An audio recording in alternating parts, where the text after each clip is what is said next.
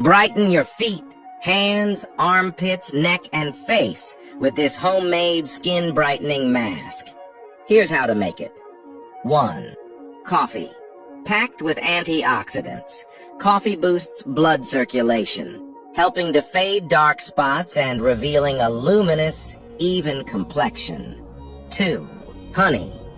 Known for its natural humectant properties, honey deeply hydrates while balancing skin tone, giving you that soft, dewy glow.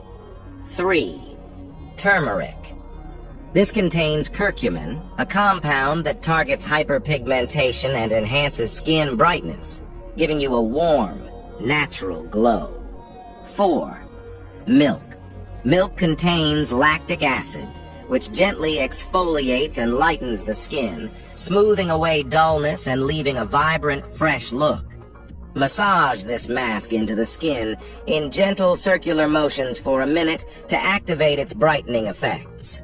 Let it sit for 20 minutes, then rinse off with warm water. Comment "skin" and I'll send you today's free skincare tip.